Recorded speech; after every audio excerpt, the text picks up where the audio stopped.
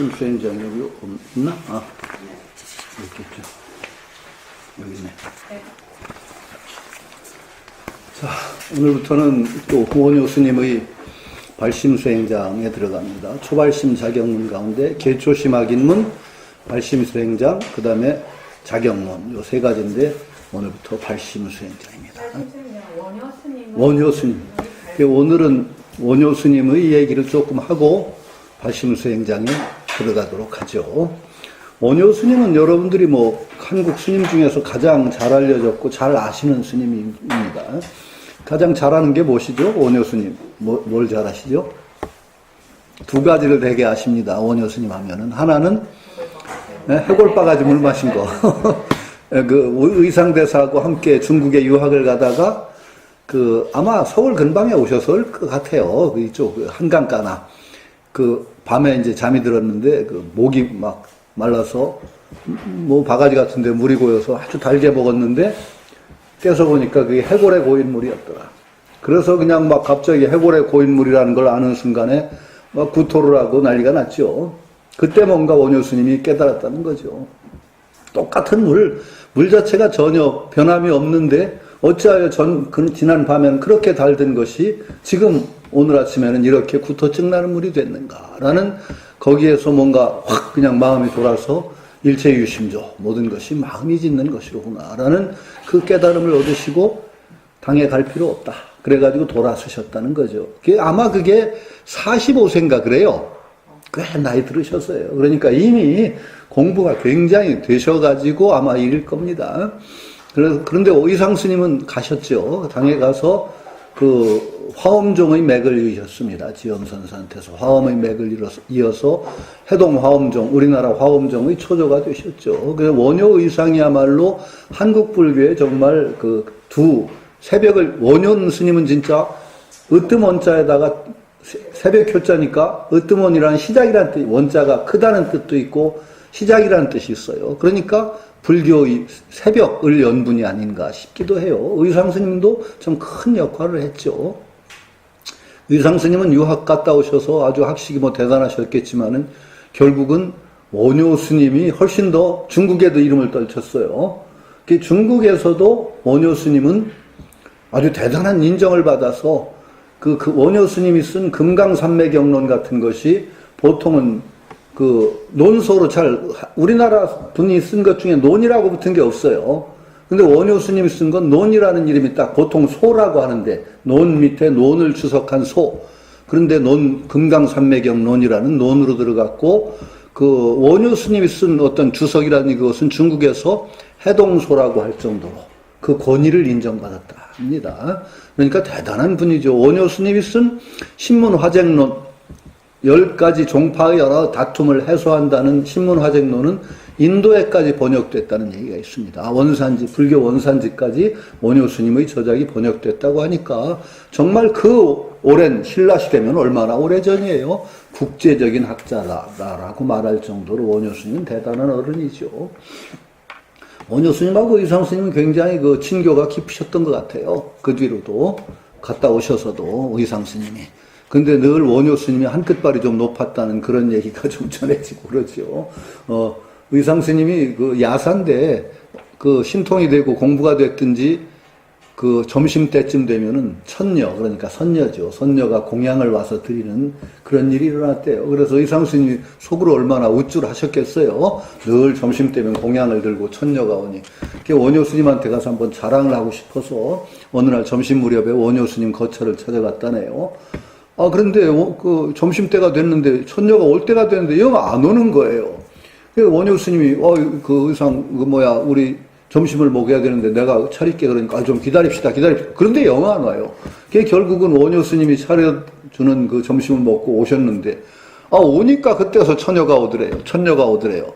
그래서 늘 시간 맞춰오더니 오늘은 왜 시간을 못 맞춰가지고 원효 스님 앞에서 날 망신을 주냐 그랬더니 천녀 하는 말이 그러지 않아도 시간 맞춰 갔는데 원효 스님 거처를 신장들이 빽빽하게 옹유를 하고 있어서 도저히 들어갈 수가 없었습니다. 그래서 못 들어가고 결국 지금 왔습니다. 그러더래요. 그래서 의상 스님이 역시 원효 형님이 한 끗발 높구나. 뭐, 그랬다는 얘기도 야사에 전해집니다. 뭐, 하여튼 그런 얘기가 있죠. 원효 스님 그 사건하고 또 하나 이제 우리에게 잘 알려진 사건이 요속공주와의 파괴죠. 요속공주와의 파괴. 그러니까 그 도끼자로 얘기를 했고, 그래서 요속공주가 그때 과부로 있었나 그랬는데 결국은 요속궁에서 하루를 자고 그 아들을 낳죠. 설총이 바로 원효 스님의 아들입니다. 원효 스님이 속성이 설씨죠. 그래서 설총이라는 아들을 뒀다. 그래서 원효 스님은 그 사건 이후로 자기를 스님이라고 안 했습니다.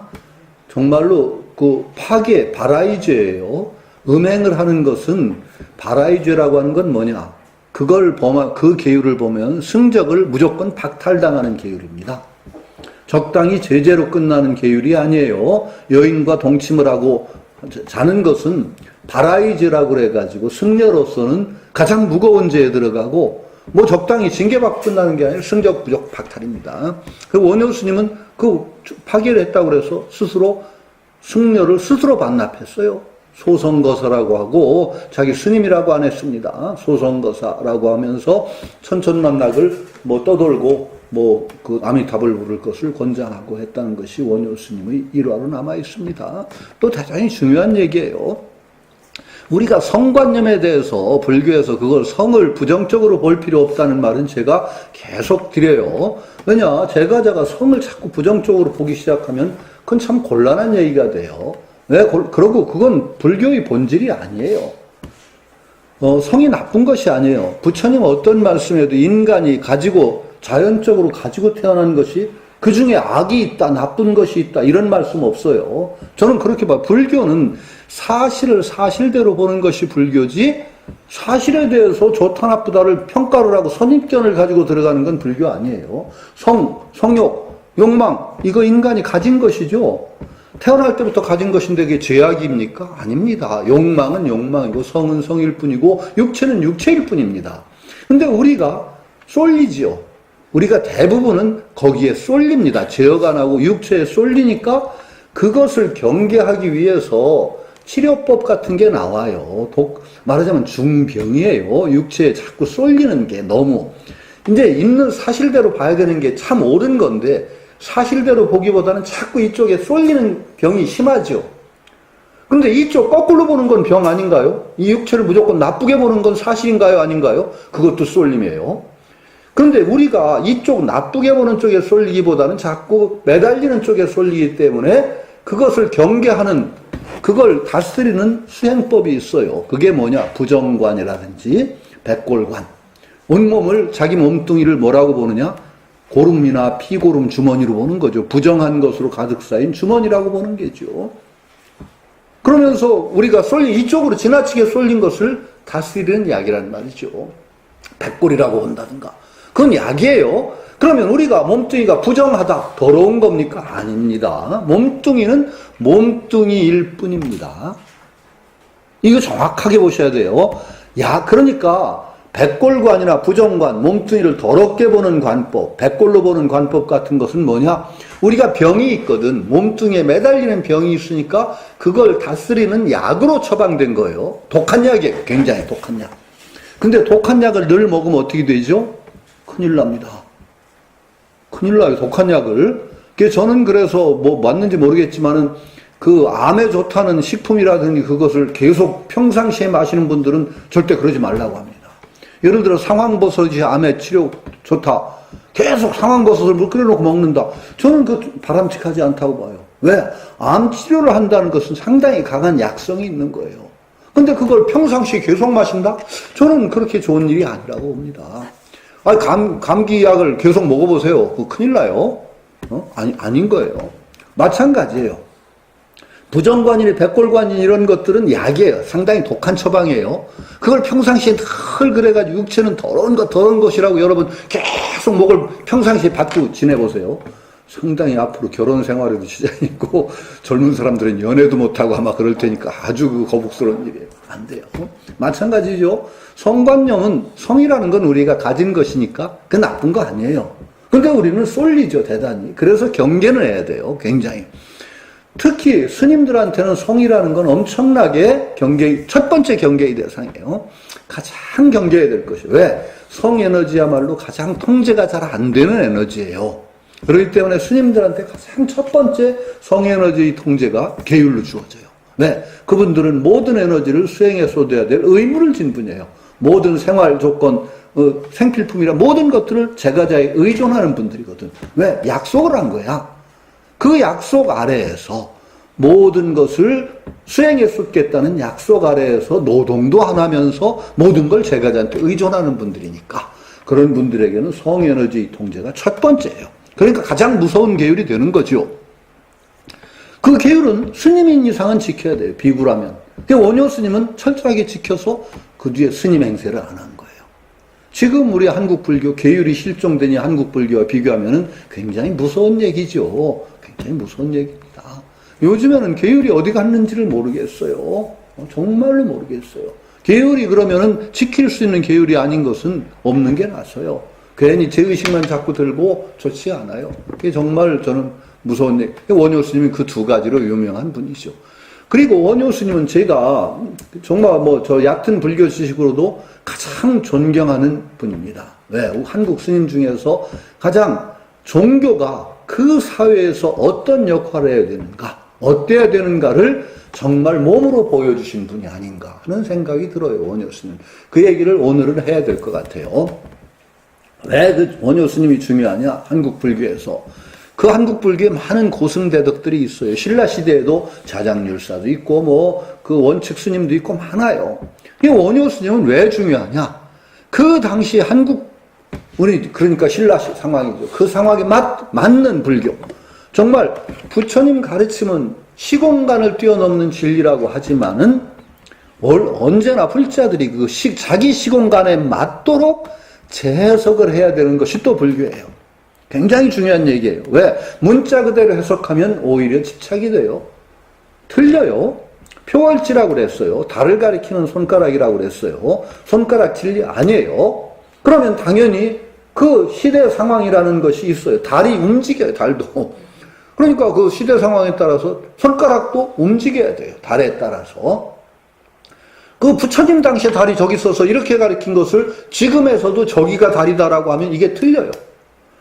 그러니까 언제나 불자들은 아주 깨어있는 의식을 가지고 부처님 당시에 이렇게 말해진 의미가 무엇인가를 되새겨서 지금에서는 어떤 의미일까를 계속 탐구하고 그래서 이 시대에 맞는 새로운이 아니라 부처님의 본뜻을 드러내는 게 불자의 기본 의무예요. 그럼 신라 시대의 상황에서 불교가 전래됐어요. 전래됐을 때 신라의 상황과 불교가 어떤 관계냐? 전래됐을 때 불교는 언제든지 쓸모가 없는 것은 도태돼요. 세상에서 쓸모없는 것이 존중받는 일은 없어요. 지금 현실에도 마찬가지라는 거죠. 저는 불교가 지금 현실에 어떤 쓸모가 있느냐를 우리는 물어야 돼요. 내 삶에 불교가 어떤 쓸모가 있느냐를 묻지 않고 무조건 믿는다는 건 맹신이에요.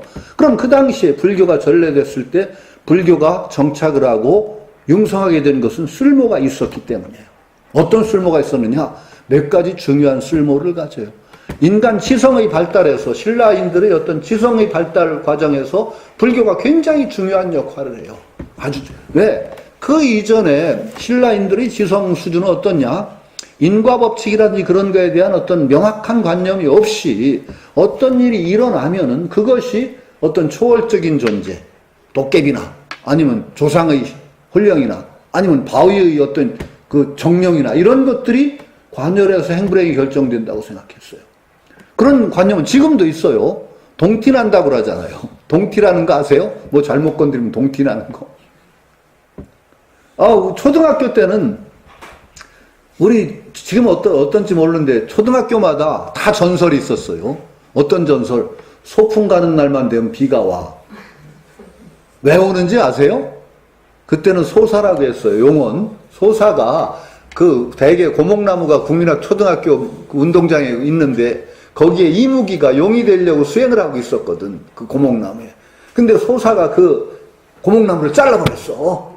그래서 이무기가 용이 못 되고, 그래서 한이 맺혀가지고 그 이무기의 원한 때문에 소풍 가는 날만 되면 비가 와요. 그런 전설이요. 국민학교마다 있어. 그때는 초등학교가 국민학교마다 있어. 여기 그런 전설 들어보신 적 없어요? 저희 때는 다 있었어요. 저기 끄떡끄떡 하시는 거 보니까 들으신 것 같아. 그래요. 그게 왜 그러냐? 초등학교 때는요, 소풍날이 정말 굉장히 기다려지는 날이거든요. 그날 비 오는 건 정말 끔찍한 사건이에요. 근데 비가 늘 오지도 않아요. 안 오는 날이 더 많아. 근데 비 올 때마다 그 전설이 이제 떠오르는 거야. 근데 비가 오는 거하고 이무기가 승천한 거하고 무슨 상관이 있어? 고목나무하고 별 상관없는데. 그러니까 인과관계가 그렇게 맺어지는 사고방식. 그걸 무교적인, 샤머니즘적인 사고방식이라고 해요. 샤머니즘. 인과관계. 그러니까 인과관계가 엉뚱하게 맺어져. 원인과 결과가 엉뚱하게. 돼지 꿈꾸면 복받는 이런 식으로 인과관계가 계속 맺어지는 게 그 샤머니즘적인 사고방식이에요.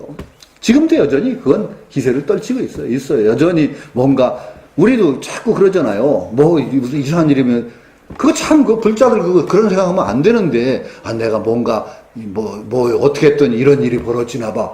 불자들도 그런 소리를 자꾸 해서. 근데 부처님이 그만 생각이에요. 그런 생각은. 그걸 뭐라고 표현하느냐? 개금치라고 그래요. 개금치. 개금치라는 건 뭐냐? 내가 어떤 일을 했는데 무슨 내가 계율을 범했다니 그래가지고 이런 불길한 일이 벌어지나 봐 하는 식으로 자꾸 생각하는 거, 그거 부처님이 그만 사고 하지 말아라. 그거 옳지 않다. 이 그만 사고가 불자들이에요. 아주 옳지 않죠. 불교는 그렇게 엉뚱한 인과관계를 맺는 종교 아니에요. 그런데 신라시대는 그 당시 그런 사고방식이 지배를 하고 있었어요.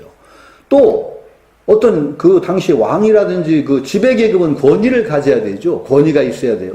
어떤 권위에 의해서 지배계급이 그 사람이 왕이 되고 귀족이 된다는 정당성을 부여받았나요? 당연히 되는 게 왜 그래요? 씨가 달랐다는 거거든. 조상이 달라. 그러니까 지배계급들은 대개 태어난 게 다르잖아요. 되게 웃겨요. 부모가 어머니는 확실한데 아버지가 불확실한 사람들이 대개 성인이 되더라고요. 예수님도 아버지가 불확실한 사람이고, 대표적으로, 크리스찬들한테 하면 이거 참 굉장히 신뢰되는 말씀인데, 예수님이야말로 진짜 아버지가 불확실한 사람이에요. 그리고 많은 국가를 연 개조들이라는, 조상들은 아버지가 불확실해요. 새알을 주워먹고 임신했다든가, 햇빛이 자꾸 비쳐들어가지고 임신했다든가, 아니면 거인의 발자국을 밟았더니 임신했다든가, 이런 식이란 말이에요. 아버지가 불확실하죠. 아버지가 불확실하다는 얘기는 거꾸로 뒤집으면 무슨 얘기냐? 보통 평범한 인간의 씨가 아니라는 거예요. 새알을 주워먹고 났다는 건 하늘 자손이라는 거예요. 왜? 새가 땅과 하늘을 매개하는 존재예요. 새야말로 공중에 날잖아요. 하늘과 땅을 잇는 존재가 새고, 새알이라는 건 하느님 자손이라서 결국은 하늘에서부터 온 거예요. 어떤 유리왕 인간은 햇빛이 쬐였죠. 햇빛이 쬐여 임신해. 그건 태양의 자손. 그런 식이에요. 그래서 그 핏줄에 의해서 권위를 인정받는 방식이 바로 그 당시 어떤 지배계급의 권위를 뒷받침하는 방식이었죠. 그런데 이게 차츰차츰 권위를 인정받기가 힘들어져요. 당연히. 왜? 인간의 지성이 깨어나면서 신라도 진골, 성골 이렇게 섞이고 그러다 보면 자꾸 이제 문제가 생기죠. 그랬을 때 요 두 가지 사고방식이 무교적인 사고방식, 샤머니적인 사고방식이 약간 이제 한계에 도달해요. 인간의 지성이 발달할수록 그게 없어지는 건 아닌데, 그럴 때 그것을 대신할 만한 새로운 사고방식이 불교에 있는 거예요. 굉장히 중요하게. 불교는 뭐예요? 인과설이잖아요. 인과설. 불교의 인과설. 업보사상. 그러니까 우리의 행불행이 어떤 도깨비나 이런 정령이나 귀신 이런 것이 아니라 네가 어떤 업을 짓냐에 의해서 너의 행불행이 결정된다. 라는 게 업보사상이잖아요. 업의 사상. 이게 대단히 중요해요. 그래서 샤머니즘적인 사고방식을 업보사상이 딱 대체하고 들어오니까 얼마나 쓸모가 있어요. 효용성이 있죠. 두 번째, 지배계층들에게도 좋아요. 왜냐하면 어떤 종자가 다르다는 것으로서는 좀 한계가 있는데, 불교가 딱 들어오면서 불교에 세속의 지배자를 든든히 밑받침해 줄 만한 사상이 나와요. 불교. 뭐가 있냐? 전륜성황. 전륜성황이라는 사상이 있어요. 전륜성황은 뭐냐? 세속의 지배자예요. 그러면서 불법을 옹호하는 세속의 지배자를 전륜성황이라고 해요. 전륜성황은 부처님과 마찬가지로 30 이상 80종호를 가져요. 대단한 존재예요. 세속의, 부처님은 진리세계의 왕이라면은 전륜성왕은 세속의 지배자죠. 단지 불교를 옹호하는 세속의 지배자. 그러니까 전륜성왕의 어떤 대신이라는 생각이 나올 수가 있어요. 그러니까 권위를 줄 수가 있죠. 불법을 옹호하는 왕이라면은 정말 전륜성왕처럼 불법을 옹호하며 세속을 지배하는 왕이다. 이런 관념이 나올 수가 있죠. 불교가 그런 역할을 한 경우가 꽤 많아요. 나중에 그 궁예 같은 이는 전륜성왕을 들이댄 게 아니라 미륵, 새로 오실 부처님이 자기다라고 해서 마이트레야, 미륵이라고 했죠. 그런 예들이 있는데 하여튼 전륜성왕. 이런 것들이 들어오면서 불교가 신라사회에 정착할 만한 충분한 이유가 있어요. 그러니까 이유가 있고 필요가 있어서 정말 딱 들어와서 정착을 하고 아주 교세를 넓히게 되는 거죠. 쓸모가 있으니까 그런 거예요. 지금 제가 자꾸 얘기를 하는 건 지금 현실에서 불교는 어떤 쓸모가 있는가? 우리가 계속 반성을 해야 된다는 거예요. 그런데 원효시대, 원효스님쯤 되니까 문제가 생겨요. 문제가 생기는데 어떤 문제가 생기느냐? 첫 번째 문제는 어떤 문제냐? 업보의 문제가 이제 불거져요. 좋은 업을 지어서 또 좋은 업을 지은 사람은 이 세상에서 훌륭한 지위에 있거나 높은 지위에 있는 사람도 전생에 좋은 업을 지어서 그렇게 된 거다. 이렇게 되는 거죠. 지금 잘 사는 사람, 높은 계급에 있는 사람도 전생업이 좋아서 그런 거니까 우리 시기하면 안 돼. 그렇죠? 그러니까 지금도 만족하고 사시라는 말 아니에요. 그러니까 앞으로 나도 좋은 업을 지어가지고 다음 세상에는 훌륭한 자리에 태어나서 좋은 세상에 태어나서 잘 살겠다. 이렇게 생각할 수 있는 건 좋아요. 그런데 불교가 자꾸 불교에 대한 이해가 깊어지면서 어떻게 되느냐. 좋은 업 지어서 다음 세상에 잘 태어나고 좋은 세상에 태어난다는 게 불교의 핵심 사상이냐? 아니에요. 좋은 업 짓는 거 불교의 근본 사상이 아니에요. 불교의 근본 목적은 뭐죠? 깨닫는 거예요. 깨달음을 통해서 업보를 오히려 넘어서는 거예요. 좋은 업 지어가지고 좋은 세상에 대해서 잘 먹고 잘 살자가 아니라 그런 좋은 업의 세계는 윤회의 세계야. 역시 아무리 좋은 업을 줘도 다시 윤회하니까 불교는 윤회에서부터 벗어나는 거야. 아라한이 뭔데요? 다시 태어나지 않는다는 거잖아. 예? 그러니까 업이라는 게 그렇게 긍정적인 얘기가 아닌 게 드러나요. 불교를 이해하면 할수록. 업을 많이 지면은 다음에 업보를 받기 위해서 또 태어나야 되잖아요. 그렇죠? 업을 많이 짓는다는 건 윤회를 계속한다는 얘기와 똑같으니까 불교의 근본 목적과는 어그러진다는 생각이 드러난단 말이죠.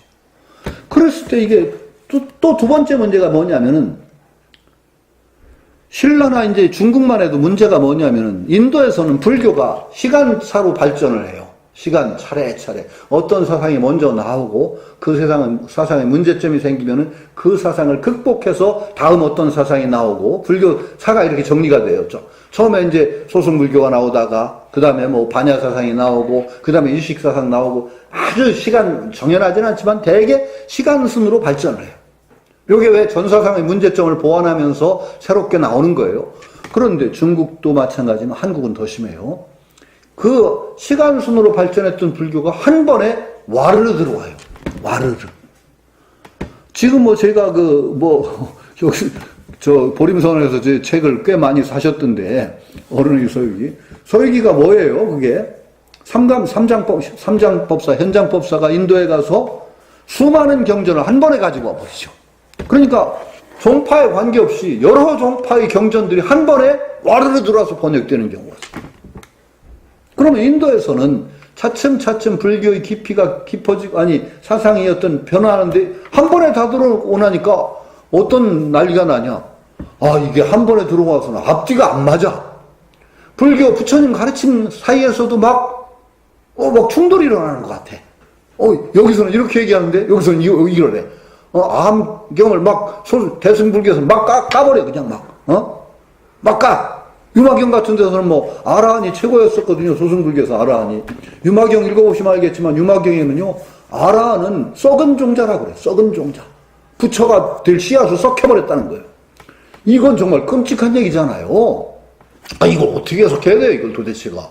불교라는 테두리 안에 다 경전들인데, 이 경전과 저 경전의 가르침이 이렇게 다르면은 이게 왜 하나의 불교야? 이 문제가 되잖아요. 이게 큰 문제예요. 중국에서는 이 문제를 해결하기 위해서 어떤 짓을 하느냐? 어떤 짓이라고 하기보다는 교판이라는 걸 해요. 교판. 교상판석이라고 그래가지고 교판이라고 불러요.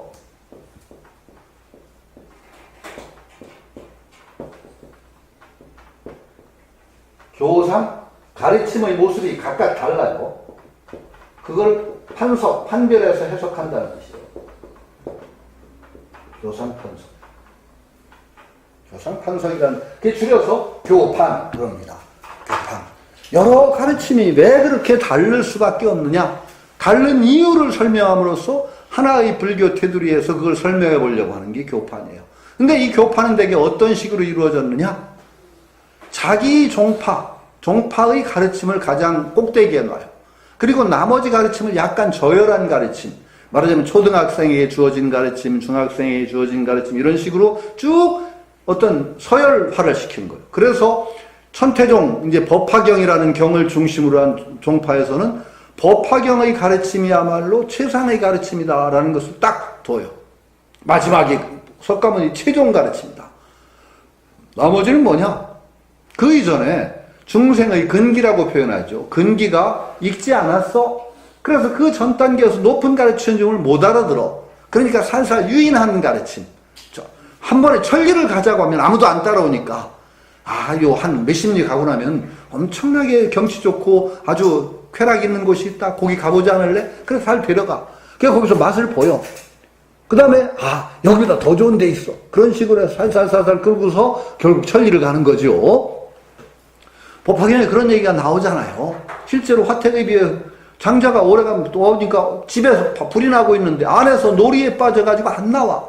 그러니까 막 유인을 하는 거죠. 여기 사슴수레가 있고 거기에 온갖 놀이기구가 다 있다, 나와라. 그러니까 거기 좀 끌려 나오고 뭐 그런 식으로 해서 유도를 해내는 과정, 이렇게 얘기하는 거죠. 그게 법화경이야말로 가장 최후의 부처님이 최고의 진리를 남김없이 드러낸 가르침이다, 이런 식이죠. 화엄경에서는 마찬가지로 화엄경의 가르침이 최고다. 화엄경의 가르침이. 왜 그러냐? 화엄경이야말로 경전의 유래가 어때요? 부처님이 깨닫자마자 깨달은 경지를 가감없이 그대로 직설, 바로 쏟아놓은 경전이 화엄경이에요. 화엄경의 유래가 그렇죠. 화엄경은 원래 인간 세상에 없던 경전입니다. 유래 자체가. 왜? 부처님이 깨달을 당시에 그 주변에 사람들이 있었어요, 없었어요? 아무도 없었습니다, 깨달을 당시에는. 그럼 깨달을 당시에 바로 깨달음의 경지를 바로 직설했다. 누구한테? 신들한테.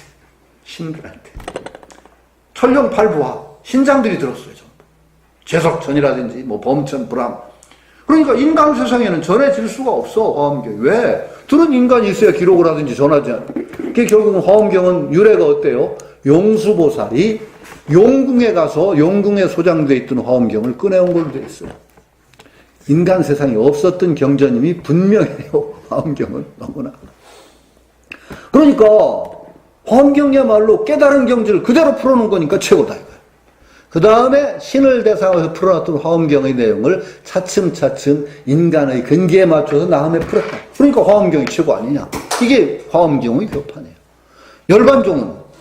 열반경이 마지막 가르침이니까 열반. 뭐 그렇죠. 그런 식으로 해서 부처님의 가르침을 서열화를 한 거예요. 서열화를 하면 통일성을 부여한 거죠, 일단. 왜 나 불교다. 왜? 1등의 가르침이 있고 2등 쫙 수직적으로 서열화를 해요. 그러니까 이게 다 불교인데 왜 그렇게 다르냐? 낮은 가르침부터 높은 가르침까지 있다 보니까 그런 것이다 라고 해서 교판이라는 걸 베풀죠. 이게 교상판석이에요. 한국에도 이 교판이 들어옵니다. 한국도 마찬가지예요. 여러 종파가 차츰차츰 소승불교 들어오고 나서 그 다음에 뭐 들어오고 그런 게 아니에요, 한국은. 애초에 대승 들어왔어요. 그 다음에 나중에 소승경조도 전해지고 다 전해져요. 그럼 역시 헷갈리는 건 마찬가지죠. 이게 왜 하나의 불교라는 걸 설명해 줘야 되죠. 근데 그럴 필요가 중국보다는 좀 적어요. 중국에서 워낙 교판이 나왔으니까. 그런데 교판끼리 싸우면 어떻게 돼요? 교판끼리 싸워. 이제 법화경을 중심으로 천태교판하고 화엄종을 이제 이리로 세운 화엄교판이 싸워. 아니면 삼론정이라는 건 반야부계통. 삼론정이라는 건 반야부계통. 반야심경이라니, 반야바람, 대품바. 그게 이제 그 삼론이라 중론을 중심으로. 그 반야부계통의 교판은 또 달라요. 그러니까 교판끼리 싸울 때 이거 어떡할 거예요? 교판끼리 싸우면 또 이제 답이 없어요. 이런 상황이 바로 신라라는 상황이에요. 불교가 딱 들어와서. 이게 우선 첫 번째 업의 문제에 딱 들어오게 되면은 문제가 심각해지는 게 원효시 스님 때가 바로 통일신라 고전이에요. 업이라는 것을 짓는 것이 업이라는 건 결국 별로 좋은 게 아니다. 업 짓지 말자라는 쪽으로 불교가 해석되면 어떻게 되겠어요? 신라가 망해요. 신라가 망해요. 업이라는 건 뭐예요? 우리 활동이에요, 활동. 행동이 업이에요. 그런데 신라님들이 불교를 믿음으로써 우리가 행위하고 행동하는 건 별로 업을 짓는 거예요. 별로 안 좋은 거야. 가능하면 우리 업을 짓지 말자. 이런 식으로 가면 어떻게 되겠어요? 신라 망하는 거 잠깐이죠. 왜? 굉장히 활동을 해야 될 시기에 불교 믿어서 활동을 안 하겠다라고 하면 망하는 거죠. 망하죠. 불교의 업소는 다른데도 불구하고 역시 업에 대해서 그렇게 긍정적인 건 아니거든요. 약간 부정적이다, 업이라는 거. 그러면은 역시 망하는 건 틀림없어요.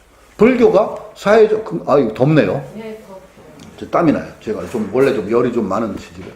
에어컨을 좀. 아니. 이것만 벗으면 돼요.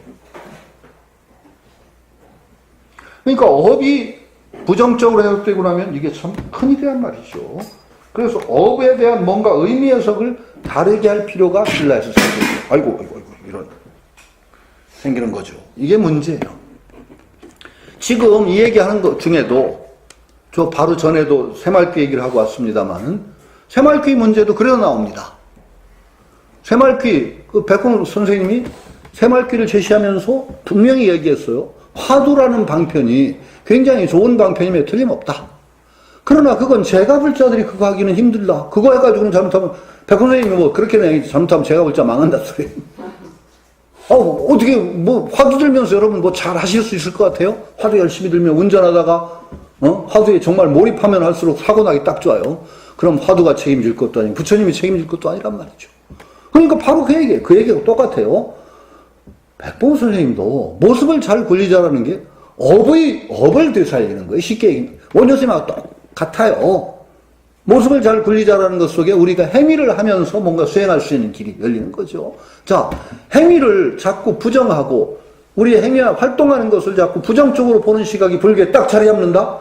그럼 불교는 정말로 사회에서 푸대접받기 딱 좋아요. 신라시대는 더더군다나 가장 활발하게 통일이라는 것이 정말 그 화두입니다. 이 시대에 업은 부정적입니다. 업을 짓는다는 건 이건 큰일 날 일이죠.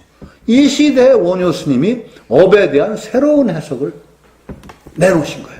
업에 대한 새로운 해석을 내놓으시고 그 다음에 이 교판끼리 충돌하고 불교를 통일적으로 설명할 때 이게 교판의 문제점은 무엇이냐? 교판의 문제점은 뭐냐? 가르침을 서열로 한다는데 문제점이 있어요. 서열화를 해요. 가르침을. 1등 가르침, 2등 가르침, 3등 가르침, 4등 가르침, 5등 가르침. 요 가르침을 서열화하는 것은 가르침만 서열화하는 줄 아세요? 전혀 아니에요. 원래가 세상 문제하고 이론 사상의 문제는 둘이 아니에요. 가르침을 서열화한다는 건 어떤 얘기가 되느냐? 사람을 서열화하게 돼요. 사람 차별이 일어나요. 가르침 차별화는 가르침에서 끝나지 않고 어떤 차별이 일어나느냐? 제일 높은 가르침을 받아들일 수 있는 높은 근기를 가진 사람, 상근기. 제일 핫바리 가르침밖에 배울 수밖에 없는 하근기. 이 중생을 우선 쫙 차별. 1등 중생, 2등 중생, 3등 중생. 쫙 차별. 그 다음에 그것이 거기서 끝나느냐? 사회 신분 구조를 합류하는 데 쓰여요. 상근기 중생 높은 귀족으로 가야 되고, 하근기 중생 천민. 이런 식으로 사회를 쫙 차별해요. 차별화를 완전히 합류하는 종교가 되어버려요, 불교가. 이게 그러니까 불교가 이렇게 되면 상당히 문제가 나오는 거예요. 언제나 우리는 불교는 평등이 근본 사상이에요. 근데 지금 암암리에 지금도 한번 생각해 보세요. 불교가 신분차별을 합류하는 쪽으로 쓰이지 않는가 한번 잘 방송해 보세요. 불교인들 진짜 사고방식, 우스운 사고방식이 많아요. 그분들은 다 전생에 업을 져서 훌륭하게 진 거니까 우리 이제 불만하지 말고 참자. 그러면 그 순간에 벌써 사회의 부조리나 불합리를 적당히 눈 감고 넘어가자는 생각이 나와요. 더더군다나 어떤 줄 아세요? 장애인들은 전생에 업이 나빠서 그런 거야. 그런 사람들 자기 업보 받도록 내비둬. 그래요. 돕지가 않아. 그 사람들 그 업보 우리가 괜히 도와줘봤자 소용없대. 이건요 공업이에요. 그들을 내버려 두는 순간에 벌써 자꾸 악업이 증폭되고 공업이 증폭돼서 나중에 정말 끔찍한 세상이 온다는 생각을 안 해요. 그 사고방식 자체가 벌써 잘못됐다는 걸 몰라요. 불자들도 지금도 그래요. 지금도 불교의 문제가 심각해요. 이런 문제에 봉착한단 말이죠. 그랬을 때 원효 스님이 이 두 문제에 대한 답을 원효 스님이 내신 거예요. 정말 그 시대에 어떤 새롭게 불교를 다시 불교 속에 있는 것을 다시 새롭게 재해석함으로써 이 두 가지 문제를 극복할 수 있는 이론틀을 원효 스님이 제시를 한다는 거죠. 그러니까 원효 스님이야말로 진정한 종교인이에요. 단지 종교 이론에 매몰되지 않고 그 시대의 문제와 종교를 탁 매치시켜서 그 시대에 필요로 하는 답을 정말로 종교를 통해서 제시한 가장 위대한 사상가다. 저는 그렇게 생각하죠. 그 점에서 다른 스님들도 물론 그렇지만은 원효 스님이야말로 한국 불교의 가장 위대한 그 선지자고 어른이다. 저는 그렇게 믿어요. 그럼 무엇으로서 그런 답을 냈느냐? 무엇으로서 그런 답을 냈느냐? 제가 말씀 이미 드렸어요. 첫 번째는 그 업보 문제를 해결한 것은 제가 여러 번 원효 스님 틀을 얘기했어요. 부사역의 사고. 부사역. 부사역이라는 것은 제가 벌써 아마 개초심 확인문 얘기할 거고 여러 번 얘기해서 여러분들은 친숙할 거예요. 업을 부사역, 불가사역이라는 말이에요. 부사역.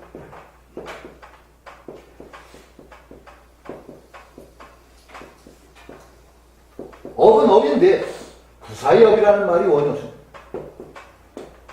우리의 업이라는 건 업보를 지어서 결과를 윤회 들게 하는 업이에요. 괴로움의 연장이야. 업은 계속 업을 지면 업보를 받고 그래서 계속 윤회 속에 들게 하는 업인데 부사역은 그런 류의 업이 아니라 진짜 우리를 진리를 통해서 업을 짓고 진리에 바탕한 업을 지면서 이 불세계를 장업하고 새로운 아름다운 불국토를 이루어나가는 업이 부사역.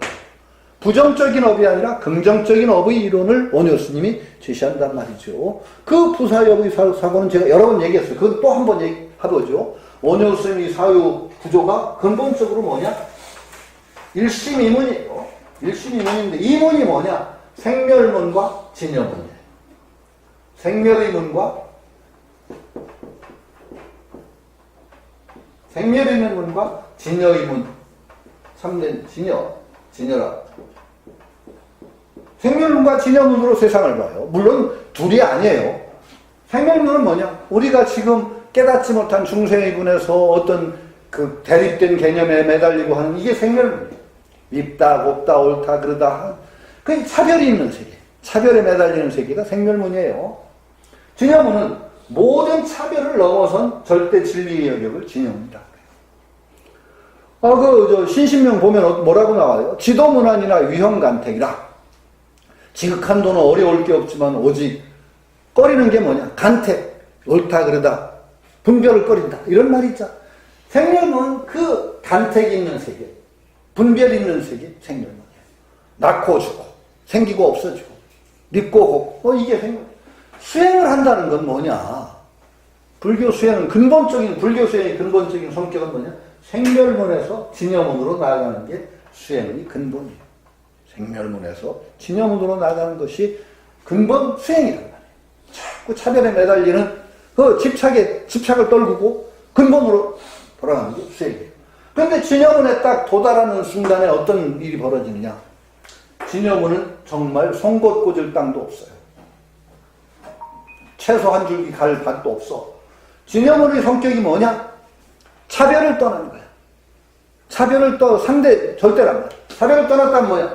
진여문과 생멸문이 차별도 떠나야 진여문이야. 진여문에 도달해서 여기가 진여문이었구나 하고 눌러 앉으려고 하면 진여문이 발로 차버려요. 왜? 여기가 진여문이라는 것도 차별이야. 앉을 땅이 없어요. 진여문은. 그럼 진여문에 도달하는 순간에 도로 생명이 만법귀란 일기하처냐. 이게 뭐, 선생님, 낙동강 300, 700 예물쇠가 없다. 낙동강 700도 도로 나와. 만법귀를 하는데 도로. 이 세계는 도로 나와. 그러면은, 여기는 업이 있는 세계가 바로 생멸의 세계예요. 업이 있는 세계. 생멸문, 진여문에서 생멸문으로 하면 업이 나와, 역시.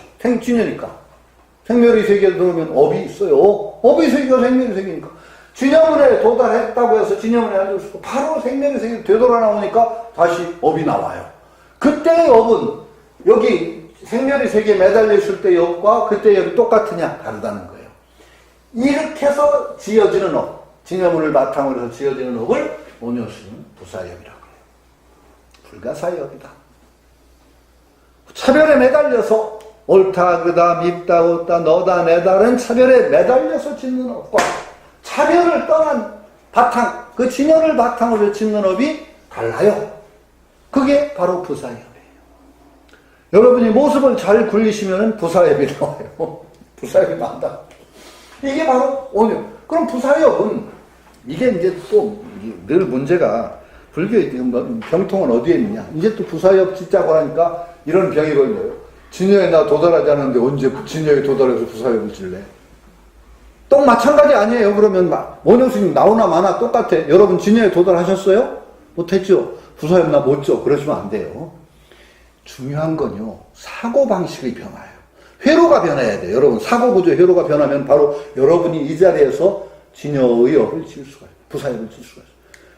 매달리던 것을 바탕으로 해서 짓는 업이 아니라 매달림을 넣어 차별을 떠난 사고방식을 바탕으로 해서 업을 지면 부사업이 돼요. 남자가 여자에 매달려서 짓던 업은 생멸이야. 남자와 여자를 벗어난 사람이라는 자리에서 업을 지면 그만큼 진여문에 부사업이 돼. 남자가, 나는 남자고 너는 여자라는데 딱 매달려서 짓던 업과 남자도 여자도 남자의 역할을 할 뿐이고 여자의 역할을 할 뿐이지 라고 사람이라는 바탕에서 업을 짓기 시작하면 바로 부사업이에요. 회로구조가 바뀌어야 돼요. 여러분들. 회로구조가 계속 매달리던 회로구조가 아니라 바로 이거 떠나는 회로구조를 여러분이 바꾸는 순간에 부사업이 나온단 말이에요. 이게 중요하단 말이에요. 원효스님은 이런 진여와 생멸의 관점에서 부사업이라는 새로운 어떤 제시를 했어요. 그러니까 불교에서 부정적인 업의 관념을 벗어나서 어떤 세상을, 불국토를 건설하는 정말 부사업을 지을 수 있는 그 바탕을 원효스님이 딱 마련했단 말이죠. 이게 정말 원효스님의 위대한 점이란 말이죠. 여러분들도 앞으로 대단히 조심해야 될 거예요. 왜? 불교 믿어서 자꾸 업보에 매달려가지고 현실을 합리화하는 쪽으로만 업보 왔어요. 내 전생에 업이 많다 보니까 할 수 없어요. 좋아요. 왜? 괴로울 때 업보를 믿는 것도 괜찮아요. 왜냐면 업보를 안 믿고 그러면은 내가 왜 이런 일을 당해야 되고 해가지고 증오심이 생겨. 그럼 증오심이 생기는 순간에 다음에 또 나쁜 업보가 나와. 그래서 업이, 나쁜 업이 증폭이 돼. 자꾸 더 나쁜 업이. 그리고 그건 정말로 비극이에요. 그래서 일단 온 것, 나에게 온 것을 업보로 받아들이는 거 좋아요. 왜? 증오의 업이 증폭이 되지 않으니까. 그런데 거기서 만족하면 안 돼요. 그 업보를 업보 사선을 바탕으로 해서 새로운 업을, 미래를 창조해야 되는데 그건 또 안 하거든. 자꾸 현실을 합리화한 쪽에서만 업보가 쓰이면 그 불교에서 망하는 거예요. 정말 불교에서 망할 이유가 없죠. 긍정적인 거예요. 업이라는 건. 내가 업보가 있기 때문에 지금 짓는 업에 의해서 새로운 미래를 건설하는 거예요. 더더군다나 거기서 한 걸음 더 나아가서 차별에 매달리는 업이 아니라 정말 진여를 바탕으로 한 부사의 업을 짓는다는 생각까지 나가게 되면은 불자로서 산다는 것이 정말 당당해지고, 이 세상에서 불자로 살아가는 사람들, 많은 분들이 저는 어떻게 생각하느냐? 불자가 힘이 없어. 자꾸 과거에 매달리고 현실을 합리화하는데 그냥 주저앉아 있으니까 불자가 진출성이 없어. 그럼 불교는 진출성 없는 종교가 되는 거예요. 그럴 이유가 없어요, 불교가. 불교는 굉장히 진보적인 종교예요. 굉장히 진보적이에요. 그 당시 부처님의 사상은 굉장히 진보적이거든. 그러면은 이런 사상이 딱 원효스님의 틀에 쓰더라도 우리가 불교를 얼마든지 재해석해서 불교가 정말 진취적이고 이 사회에 역할을 할 수 있는 종교로 거듭날 수가 있다는 거죠. 내 삶이 불교를 통해서 달라져야 된단 말이죠. 자꾸 퇴영적이고 자꾸 물러서는 삶이 아니라 정말 소원을 세우고 부사역을 짓는 당당한 존재로 설 수 있는 이 틀이 원효스님 사상에 있단 말이죠. 두 번째로, 여러 사상이 들어와서 헷갈릴 때 원효스님이 정말 화쟁사상이라는 교판을 제시해서, 교상판석이라는 교판을 제시해서 화쟁사상이라는 새로운 불교를 통일적으로 설명하는 방식을 화쟁이라는, 교판이 아니라 화쟁이라는 새로운 관점을 원효 스님이 제시하세요. 화쟁은 뭐냐? 교판은 수직적으로 줄 세우기였어요. 줄 세우기였어요. 수직적으로 줄 세우기 하면 중생도 줄 세우기가 된다고 했어요. 중생 줄 세우기 하면은 여러분들은 어떤 극 좀 들어가실 것 같아요? 자꾸 자기를 깔보게 되죠. 아이고, 나 같은, 그거 아니에요. 불교는요, 나중에 선종이 나온 이유하고 똑같아요. 선종은 중생 차별하던 걸 선종이 근본적으로 부정한 거예요. 일초직입 열애지라는 건 뭐예요? 한 번 뛰어서 열애 땅에 들어간다. 여러분, 바로 그 자리에서 부처님 땅에 들어갈 수 있다는 거예요. 그거 믿지 않으면은 종교를 통해서 내를 자꾸 차별해서 낮은 데 놓고 그래서 힘 빠지고, 내가 뭐, 이러면 안 된단 말이죠. 근데 원효, 교상판석은 어차피 어떤 경향이 있느냐? 세로로 줄 세우고 하기 때문에 자꾸 중생을 세로로 줄을 세워요. 그래가지고 근기 안 된 사람은 높은 가르침도 못 받고 우선 복이나 짓고 그러다가 나중에 이런 식이 되는 거죠. 근데 원효 스님 아니라는 거. 뭐냐?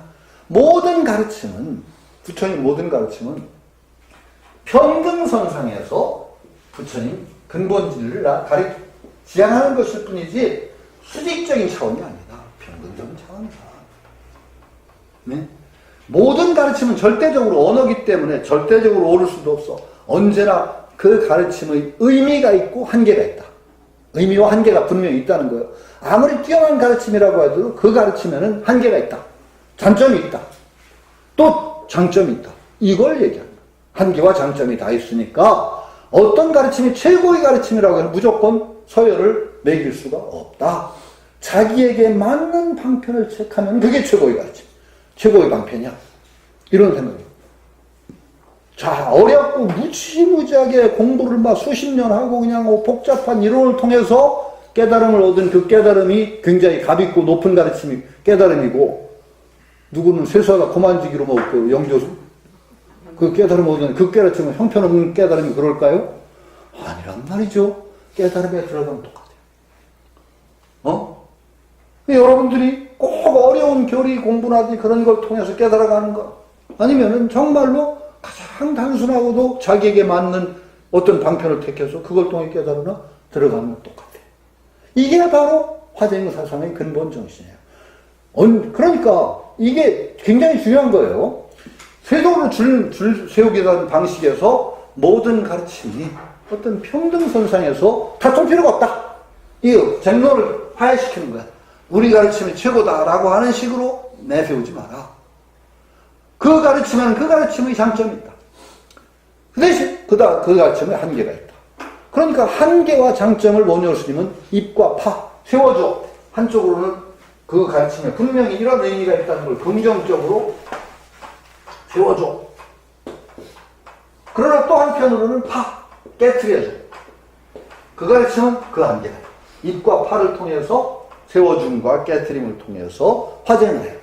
그러니까 어느 가르침이 절대적으로 올 수 없고 절대적으로 1위의 가르침이 될 수가 없다는 거예요. 그러니까 근본적인 사고방식 자체의 변화가 있어요. 평등선상에서. 그러니까 이것도 굉장히 불교사에서 대단히 중요한 얘기예요. 여러분들도 마찬가지죠. 지금 우리가 굉장히 다양한 가르침이 있고 뭐 여러 가지 그 방편이 있어요.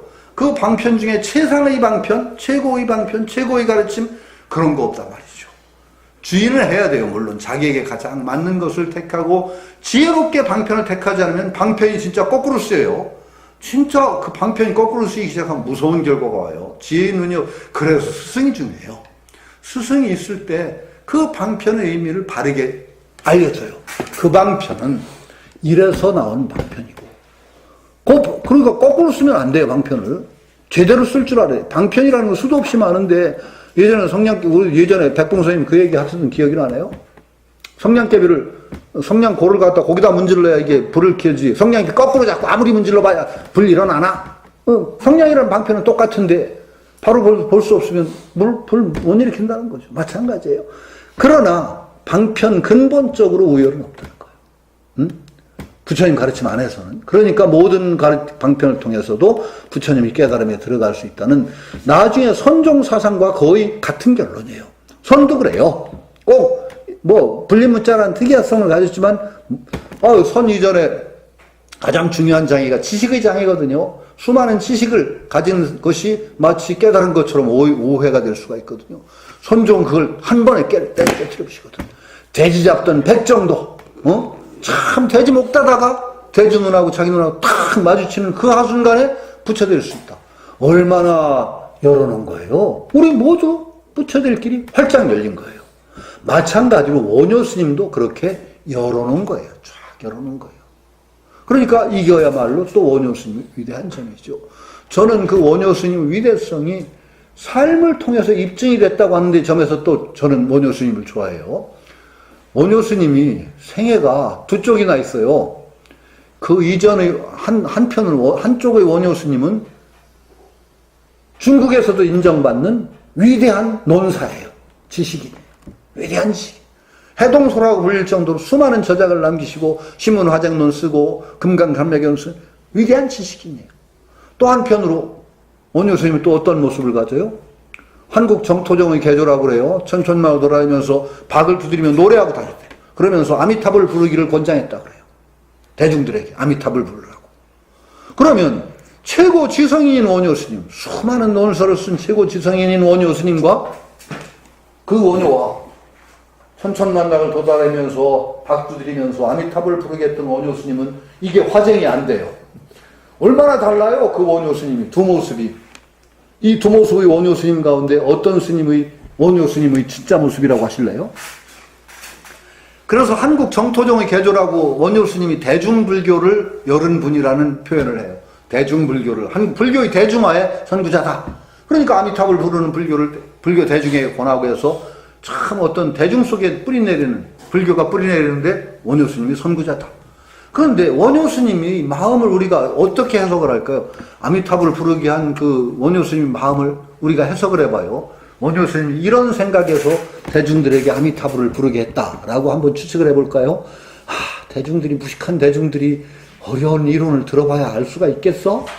그러니까 아미타불이라 부르게 해서 우선 복이나 짓고 불교에 인연 좀 맺게 했다가 다음에 어떻게 좋은 인연이 이어지면 다음 생에는 어떻게 좀 공부 좀 하게 만들어야지. 무식한 대중들은 아미타불 부르는 수밖에 없겠어. 가장 무식한 방법으로 하자. 그래서 아미타불을 부르게 원효 스님이 권장을 했다면은 대중불교의 선구자라는 좋은 칭호를 드리기보다 대중무시불교의 선구자라고 우리가 호칭을 내리고 원효 스님을 갖다 문초를 해야 될 것 같아. 대중을 그렇게 무시할 수가 없잖아요. 무식한 대중들 뭐 수가 없다. 그러니까 아미타불이라 부르게 해서 임시방편으로 하자.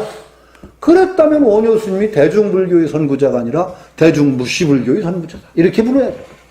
그런데 가만히 보면 원효 스님이 그걸 해석할 수 있는 게 화쟁에 있단 말이죠. 꼭 높은 방편이 따로 있는 것이 아니라 대중이라는 생활 속에 있는 분들에게, 현장을 살아가는 사람들에게 복잡한 것보다 아미타불 부르는 방편이야말로 가장 효과적인 방편일 수가 있다는 거예요. 아미타불 부르다가 그 지심으로 부르는 그걸 통해서 바로 부처 땅에 들어갈 수 있다는 원효 스님의 믿음이 저는 깔려있다고 하는 거예요. 그런 얘기 있잖아요. 제가 맹꽁이 전설이라는 옛날에 전설따라 삼천리가 아주 라디오 시대에 있었다가 그 다음에 전설의 고향이라는 것으로 텔레비 시대로 갔어요. 그 다음에 지금은 있는지 몰라요. 제가 텔레비를 안 본 지가. 전설따라 삼천리였어요. 원래 라디오에서는. 그 다음에 그게 영상 시대로 보면 전설의 고향으로 됐어요. 전설따라 삼천리에 나오는 얘기예요. 맹꽁이 전설이라고 그래서 어떤 그 노파인데 나이가 들으면서 이제 저승 걱정이 되고 그래서 스님이 탁발을 왔는데 스님한테 물었단 말이지. 어떻게 하면 좋은 세상에 가요? 그러니까 스님이 아미타불을 열심히 부르시면 됩니다. 나무 아미타불을 열심히 하세요. 그럼 극락세계 가십니다. 아주 탁 믿어. 그래서 이제 하기로 탁 다짐을 했는데, 이 노망기가 좀 있는지 하여튼, 스님이 가버려서 나무 아미타불을 잊어버렸어. 이거 뭘 부르라고 한지. 그게 며느리한테 물었어. 야, 스님이 뭘 부르라고 했지? 근데 이 며느리하고 아들이 아주 극악무도한 놈들이야. 어머니 무시하고 막 그냥 깔보고 막, 그러니까 앞집에 김첨지 부르라고 앞뒤다. 그러니까 너 그러냐? 이상하네? 그런가? 그러면 자꾸 며느리가 우기니까 그다음부터 앞집에 김첨지를 부르기 시작했어. 앞집에 김첨지. 죽어라 그냥 앞집에 김첨지라. 그러니까 며느리를 막 흉보고 난리가 났어. 우리 어머니가 시집 가고 싶은 거야. 나 먹으라면서 흉보고 노망들. 그런데 앞집에 김첨지를 그렇게 죽어라고 부르다가요. 산채로 우화등선을 했대요. 둥실 떠서 하늘로 올라갔대. 어느 날. 근데 며느리가 아들하고 악독해가지고 저 어머니 가는데 그 못 가게 하려고 뭐 치마꼬리를 붙들고 매달렸다나 그래서 치마끈이 끊어졌다나 그래서 절벽 밑으로 떨어져서 연못에 퐁당 빠지는 바람에 맹꽁이가 되었다더라. 이 맹꽁이 전술이에요. 그럼 보세요. 그러면은 앞집에 김첨지를 부르다가 정말 하늘 승천을 하든가 남아미타불을 부르다 승천하든가 그게 무슨 차이가 있냐 이런 얘기가 거기 이제 맹꽁이 전설에서는 그 얘기를 하는 거야. 그 마찬가지란 말이에요. 일념야가 중요했지 앞집에 김첨지가 중요하고 그 남아미타불이 중요하지 않았다는 것을 그 전설은 얘기하고 있는 거거든요. 자, 그렇듯이 마찬가지예요. 아미타불 부르다가 성불하나? 야, 복잡한 이론 공부에 성불하나? 성불하는 건 똑같단 말이죠. 그 논리가 어디에 나오느냐? 화쟁사상에 이미 내재가 되어 있는 거예요. 원효의 화쟁사상에. 그러니까 원효 스님은 그 사상을 몸으로 표출했다는 거죠. 대중불교를 한 그 바탕 밑바닥에는 그런 사상이 깔려 있어서 벌써 하신 거 아니냐. 저는 원효 스님의 생애를 저는 그렇게 봐요. 그러니까 참 이론가인 원효.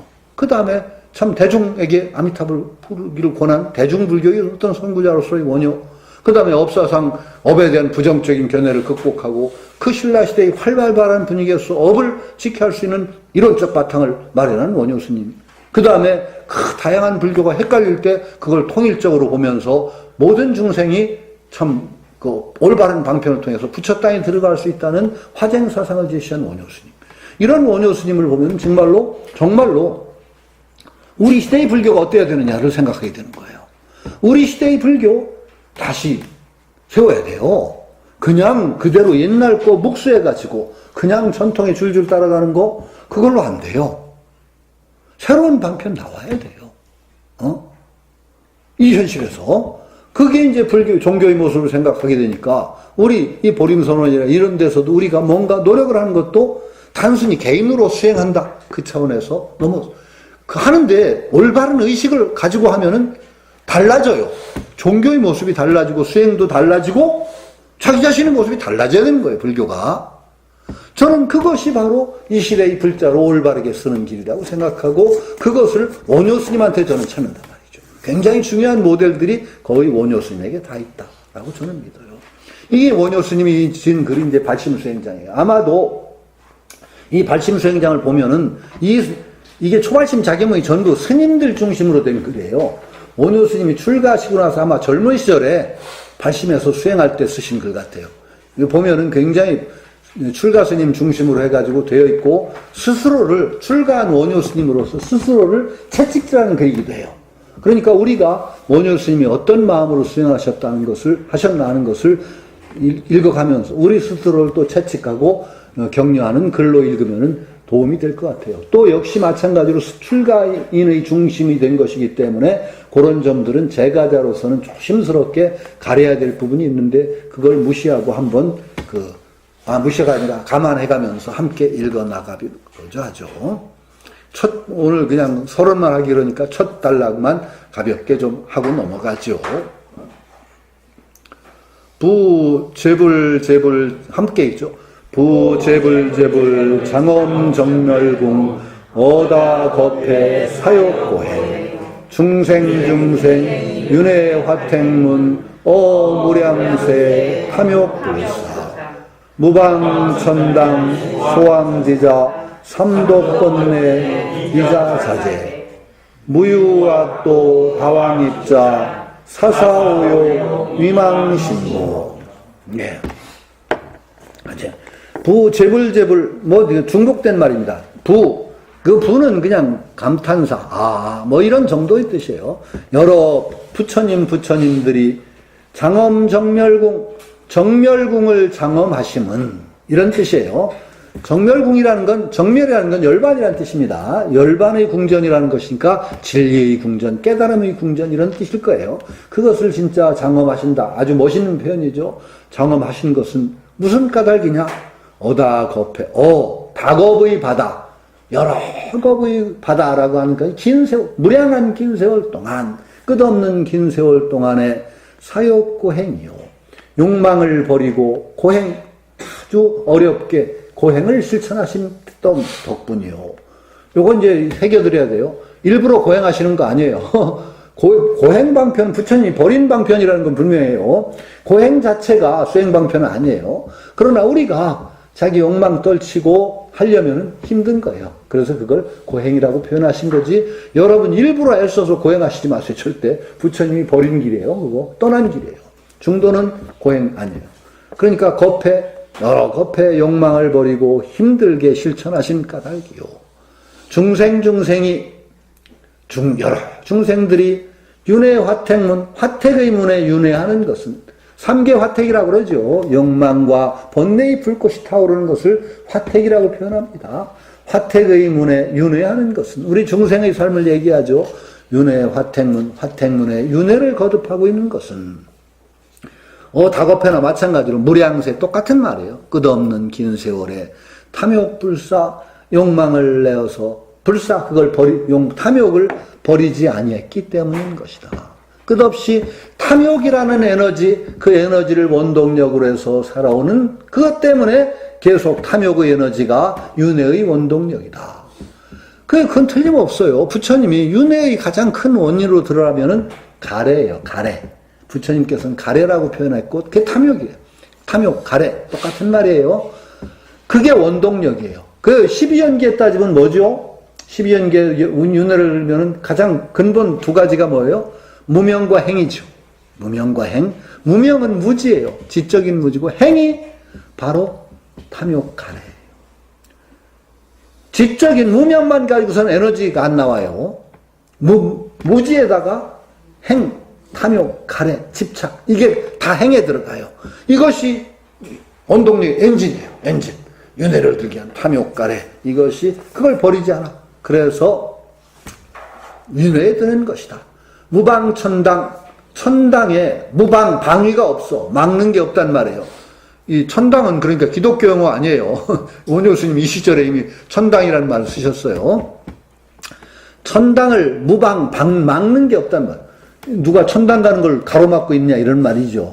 아무도 천당 가는 걸 가로막는 사람이 가로막는 것이 없는데, 소왕지자, 이게 적을 소자로 써야 되지 않을까 싶어요. 작을 소자가 아니라 적을 소자. 이게 뭐가, 이걸로 써요. 이건 크다 작다 대소죠. 대소고, 이거 소자는 다소예요. 다소. 왜냐하면 적다고 하니까 적을 소자라고 쓰면 안 돼요. 크다 작다니까. 소왕지자라는 건 뭐예요? 그 천당에 가서 도달하는 자가 적다라고 해야지, 작다라고 하면 안 되죠. 적은 까닭은 뭐야? 왜 그렇게 아무도 천당 가는 걸 막지는 않는데 거기 가는 사람은 적으냐? 이런 말이에요. 적은 것은 삼독과 번뇌로, 삼독은 뭐죠? 탐진치와 번뇌로 위자가제, 자기 집의 스스로 재물로 삼는. 그러니까 삼독번뇌가 재물이 한단 말이죠. 대개 중생상이 그래요. 욕심 많은 놈이 성공한다고 그러니까 재물로 삼고. 무유악도, 유는 꼬신단 말이에요. 우리말로 하면 꼬심, 유혹한다. 악도로 가라고 끌어당기는 사람이 없단 말이에요. 악도, 나쁜 길, 삼악도를 보통 기본 얘기하죠. 악의 축생 지옥.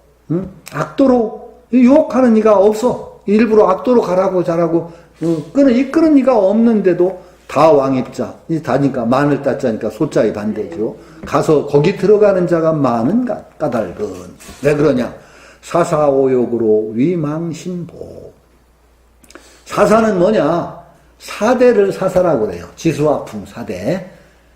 그러니까 몸뚱이, 물질적인 것을 통칭해서 사사라고 해요. 열반경에 나오는 말이에요. 열반경에 그 아주 재밌는 비유가 있어요. 어떤 왕이 신하한테 뱀 4마리를 주면서 이거 죽이지 말고 잘 키워라 그랬대요.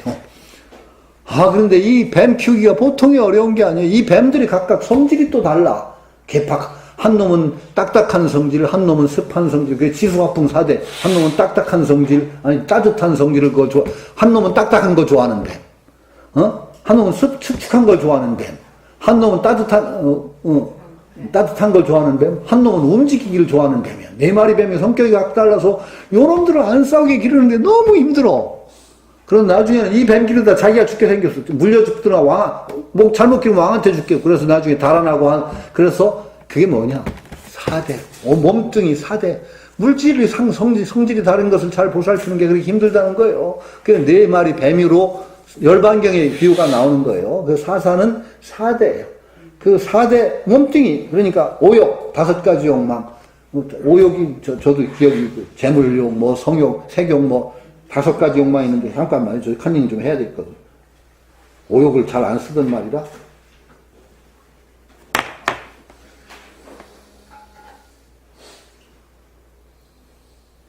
오욕은 재물욕, 색욕, 식욕, 명예욕, 수면욕이에요.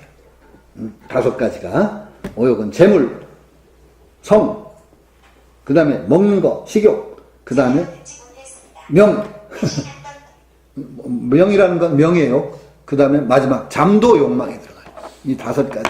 사사오욕을 위망신보 망령되게 마음의 보배로 삼았다. 이게 보배로 알아. 사사오욕. 그러니까 이게 모든 것이 잘못된 전도망상이란 말이죠. 이게 전도망상, 그것 때문에 꽉도로 거듭 빠지게 되는 것이다. 많은 사람들이.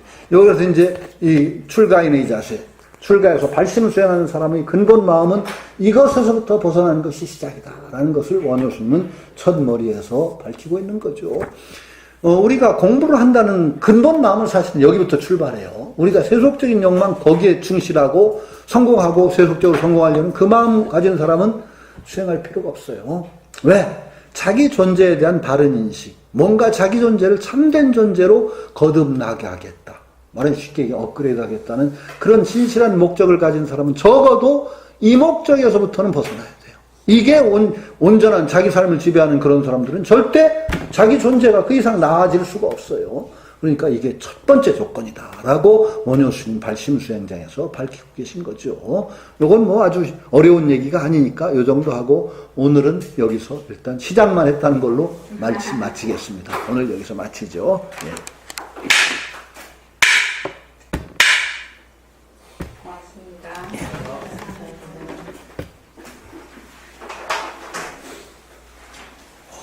윗도리 가져가셔야 됩니다. 아, 윗도리 가져가야